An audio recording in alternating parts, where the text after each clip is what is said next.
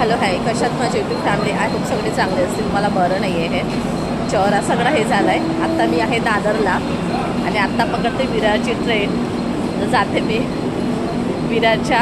माहिती नाही, जेव्हा जेव्हा पुण्याला येते मला खूप वाईट अनुभव येतो आहे.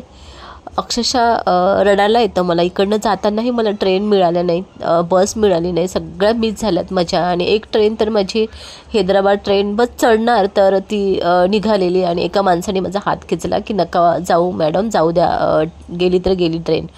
आणि फायनली मग मी ट्रेन पकडली आणि खूप उशीर झालेला. हे जे मी व्हिडिओ अपलोड करते म्हणजे तिकडनं येताचे आहे, पुण्यावरनं येतानाचे.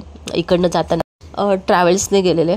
घरातनंच मला खूप म्हणजे अडथळे येत गेले. जेव्हा जेव्हा मी पुण्याला जाते माहिती नाही काय होतं, एवढे अडथळे येतात मला पुण्याला जाताना, अक्षरशः मला रडायला आलेलं.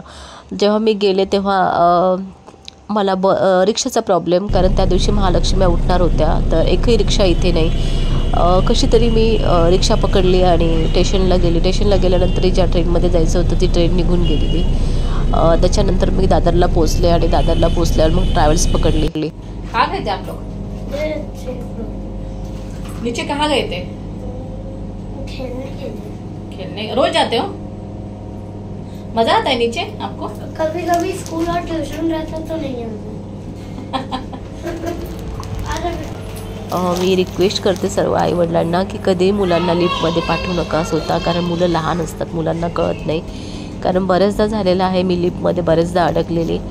तर आईवडिलांनी स्वतः जावं, कारण मुलं खालती गेलेले गणपती बघायला. खाली बघा इथे ढोल ताशांचा आवाज आहे, तर सोबत जावं आईवडिलांनी. म्हणजे झाले कपडे वगैरे सगळे आवरून आता आणि संध्याकाळचे वाजले 7. आता थोड्या वेळाने पाणी येईल, पाणी भरायचं आहे. तर मी तयारी करते पाणी भरण्याची. आवाज माझा खूप हे झाला आहे, झोपून होते मी, पण कामं घड्या घेऊन झाल्यात माझ्या. आणि आता थोडं बरं वाटतं मला. कपड्यांच्या घड्या वगैरे आवरल्यात, सगळं झाडांना पाणी वगैरे काय असेल छोटी मोठी कामं आटोपलीत. आणि आता संध्याकाळचे 6:30 वाजले तर पाणी येण्याची म्हणजे पाणी 7ला येतं, तर वाट पाहते पाण्याची. आणि पाऊसही आमच्याकडे एवढा पाऊस आहे की खूप पाऊस. त्या पावसामुळे सुचत नाही बाहेर जायला. प्रेसला कपडे दिले होते मी 2 दिवसापूर्वी, ते कपडे आणायचे राहिले माझे, कारण सूरजला कपडेच नाही आहे घालायला. आणि प्रेस नेली अरुण मेंढे सरांनी. सर्दी, ताप, खोकला आणि आवाजही माझा खूप असा वेगळा वेगळा, त्याच्यामुळे मग ते एडिट करायला मला नाही झालेलं, कारण आवाजच माझा एकदम म्हणजे बोलायलाही होत नव्हतं. तर मला माफ करा, मी 2-3 दिवस व्हिडिओ नाही टाकू शकले. आणि तिलाही खूप त्रास होतो, कारण सकाळी उठून जायचं असतं जॉबला. पण एवढा त्रास असून, सकाळी उठून जायचं असून सुद्धा तिने मला आज जेवण बनवून दिलं, चहा नाश्ता सगळं म्हणजे सांभाळलं. हाय, कशात माझी यूट्यूब फॅमिली, आय होप सगळे चांगले असतील. आता सकाळचे 10 वाजले आणि आता झाले म्हणजे ब्लॉगिंगला सुरुवात. मी कपडे, भांडी आणि जे काही छोटं मोठं काम होतं ते सगळं आटोपलं.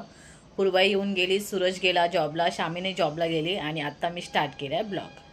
तर आता जायचं आहे मला पुण्याला, त्यासाठी मी जेवणाची तयारी करते, कारण 10 वाजले आणि जर उशिरा निघाली तर मग मला तिकडे जायला उशीर होईल.